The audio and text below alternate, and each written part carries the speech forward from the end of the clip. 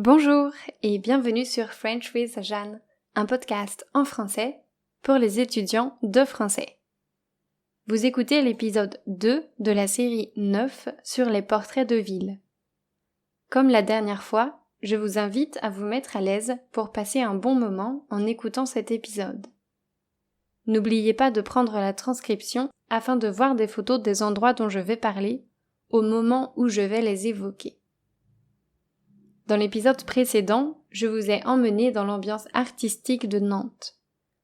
Aujourd'hui, on reste en France, mais on change de région. Je vous emmène à 3 heures au sud de Nantes, dans la jolie ville de Bordeaux. C'est parti!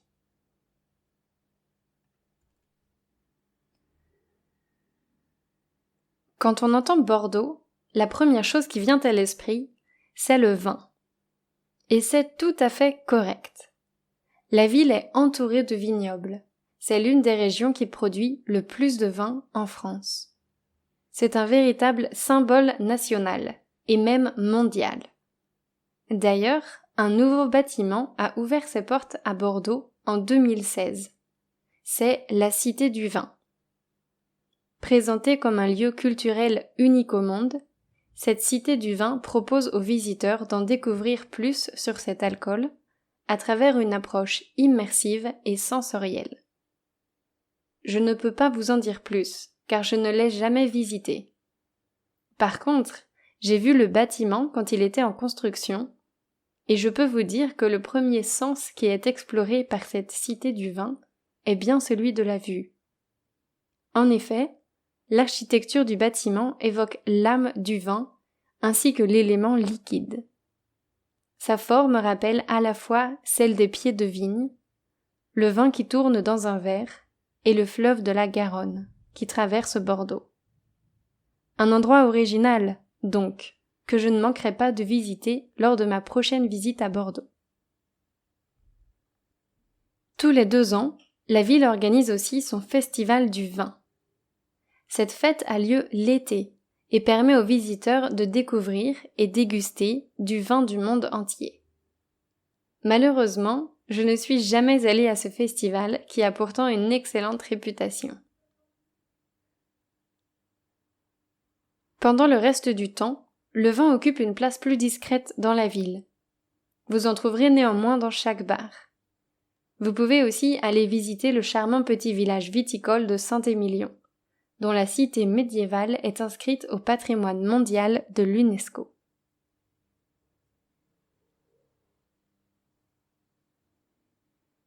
Au total, j'ai passé presque 1 an à Bordeaux. J'y ai fait mon master pour devenir professeur de français pour les étrangers. En France, un master dure 2 ans. Il y a 2 types de masters.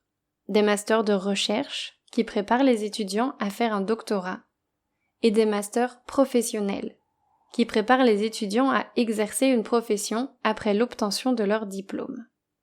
Le mien était un master professionnel. Pour valider mon diplôme, je devais effectuer un stage chaque année. En première année, j'ai fait un stage de 3 mois au Vietnam, et en 2e année, j'ai fait un stage de 6 mois aux Philippines. C'est pourquoi je n'ai pas passé 2 années complètes à Bordeaux. En tout cas, j'ai adoré le temps que j'y ai passé. Bordeaux est une très belle ville, dont l'architecture rappelle celle de Paris. Elle est d'ailleurs surnommée le Petit Paris. La population de Bordeaux a la réputation d'être assez bourgeoise, mais personnellement, je n'ai pas eu cette impression. Au contraire, j'y ai trouvé une population riche en diversité et de joyeux habitants. Bordeaux est considérée comme une ville du Sud, et c'est avec plaisir que j'ai découvert l'ambiance qui y règne. Moi, je connais peu le sud de la France. Bordeaux est la ville la plus au sud où j'ai habité, et j'ai adoré son atmosphère chaleureuse. La vie est douce à Bordeaux. Dès que le soleil pointe le bout de son nez, les habitants sortent pour en profiter.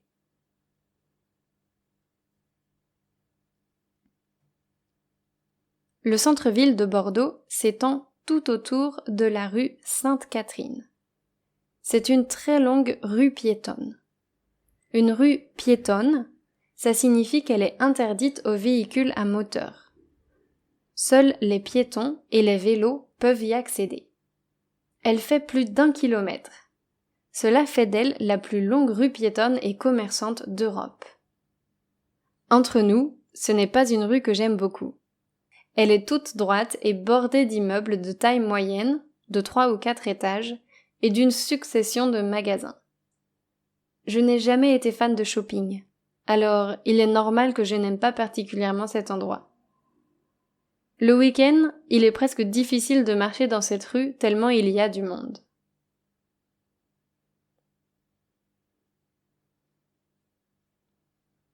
Bref, à un bout de la rue Sainte-Catherine, vous trouverez la place de la Victoire.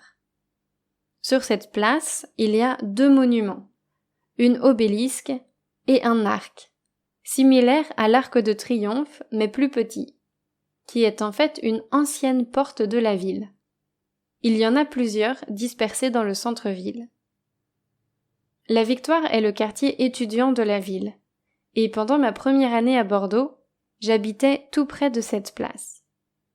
Sur la place, outre un McDo, il y a surtout quelques bars et restaurants, dont les tables sont installées au soleil. Avec mes amis, on adorait y aller après les cours, pendant l'happy hour. Il faut savoir que les bières sont assez chères en France. Comptez 3 ou 4 euros pour un demi et entre 7 et 10 euros pour une pinte. En happy hour, les pintes coûtent environ 5 euros. Ça fait la différence, surtout quand on est étudiant. C'est donc un quartier plutôt jeune et festif. À l'autre bout de la rue Sainte-Catherine, vous arriverez sur la place de la Comédie. Cette large place est également piétonne. 2 bâtiments massifs se font face. Il y a le Grand Théâtre, très imposant avec ses 12 colonnes, et le Grand Hôtel de Bordeaux, où vous pourrez dormir pour environ 300 euros la nuit. Le tramway traverse la place. Ici, l'ambiance est plus bourgeoise qu'étudiante, avec la présence de marques de luxe et de restaurants gastronomiques. Entre ces 2 places, vous trouverez d'autres quartiers et d'autres ambiances. Par exemple, il y a le quartier Mériadec, avec la belle cathédrale Saint-André, la mairie de Bordeaux et ses petites rues commerçantes.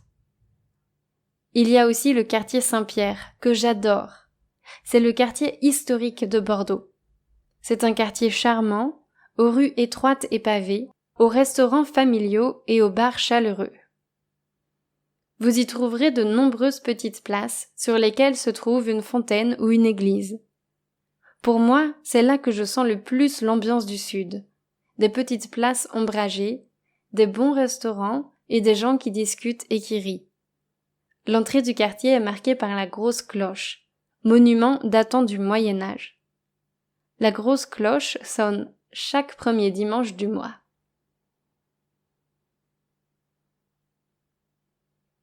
Enfin, le dernier quartier du centre-ville qui vaut le détour, pour moi, est le quartier Saint-Michel. C'est un quartier plus populaire, qui n'a pas toujours bonne réputation. Dans cette partie de la ville, vous entendrez des langues exotiques, car c'est le quartier d'accueil des populations migrantes. Là encore, vous trouverez une place avec une imposante basilique. Mais le quartier Saint-Michel est surtout connu pour ses brocantes, qui envahissent l'espace chaque week-end. J'adorais m'y promener quand j'habitais là-bas. L'un des plus gros marchés de la ville est aussi situé dans ce quartier. Il s'agit du marché des Capucins. C'est un marché couvert qui n'est ouvert que le week-end. Vous pourrez évidemment y trouver fruits et légumes, mais aussi fruits de mer, fromages, spécialités des îles, d'Espagne ou d'Italie. Un régal.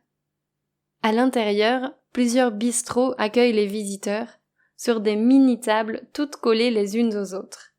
Ambiance conviviale assurée. Quand mes amis étaient venus me rendre visite à Bordeaux, nous avions acheté à manger au marché des Capucins et nous étions ensuite allés manger sur les bords du fleuve. Faire un pique-nique en pleine ville. Quel bonheur! Et oui, il y a un dernier endroit dont je veux vous parler. Ce sont les bords de la Garonne.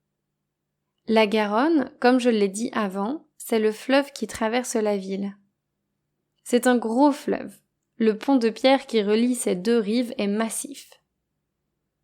Mais le plus bel endroit sur les bords de la Garonne, c'est évidemment la place de la Bourse. Oui, encore une place. Celle-ci est la plus célèbre de la ville.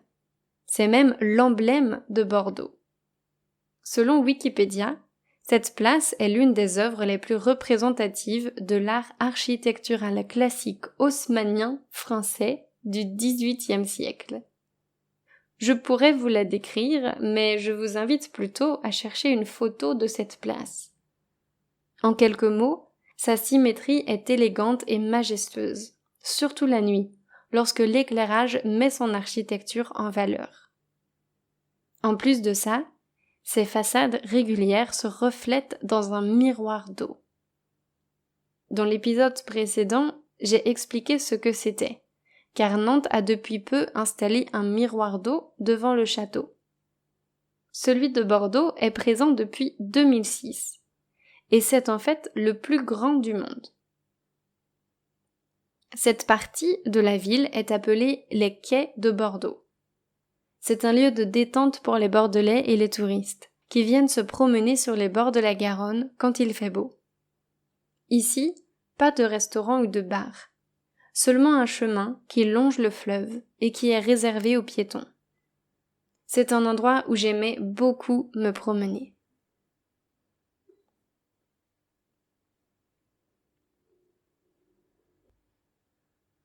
Voilà, le portrait de Bordeaux arrive à sa fin.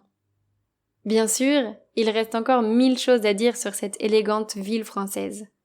Mais le plus important, pour moi, est de vous la présenter à travers le prisme de mon expérience. En tout cas, si vous prévoyez un voyage en France, je vous conseille vivement de ne pas vous limiter à Paris. Les grandes villes françaises ont toutes leur propre personnalité et elles valent la peine d'être visitées, au moins autant que la capitale.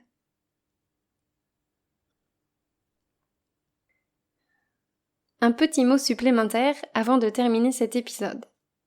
Cette semaine, j'ai pris quelques décisions concernant ma création de contenu. Ces temps-ci, mon emploi du temps est bien rempli car je donne beaucoup de cours. Beaucoup de personnes sont confinées chez elles et elles ont donc du temps pour étudier.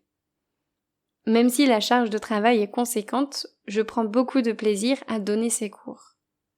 Le problème est que j'ai moins de temps pour créer du contenu. Je ne peux plus mettre quelques heures par semaine de côté pour créer un épisode de podcast et d'autres encore pour m'occuper d'Instagram. Résultat, mon samedi ressemble à mon lundi et une partie de mon dimanche est aussi consacrée à mon travail. Et ça, ce n'est pas du tout mon objectif. Alors, en conséquence, j'ai décidé de publier moins fréquemment sur Instagram. Je vais désormais poster une publication tous les 2 jours sur mon feed, mais je continuerai à alimenter mes stories de manière quotidienne. Concernant le podcast, il existe depuis presque 1 an, et je suis super contente d'avoir réussi à publier un épisode par semaine pendant toute cette année. Je reçois de plus en plus de messages positifs et ça me fait trop plaisir. Alors, pas question de l'arrêter. Je vais seulement réduire sa fréquence et publier un lundi sur 2. Aussi, après 1 an de podcast et 10 mois d'Instagram, j'ai une folle envie de lancer de nouveaux projets. Je réfléchis à tout ça depuis quelques semaines. La pandémie a bousculé mes plans, mais cela ne fait que renforcer mon impatience de créer quelque chose de nouveau. Je pense notamment à lancer une infolettre et je suis en train de travailler à sa création. J'espère pouvoir vous en dire plus dans 2 semaines, lors de la sortie du prochain épisode. Je vous souhaite donc, non pas 1, mais 2 bonnes semaines, et je vous retrouve le 4 mai. À très bientôt, et bon courage à ceux qui sont encore confinés.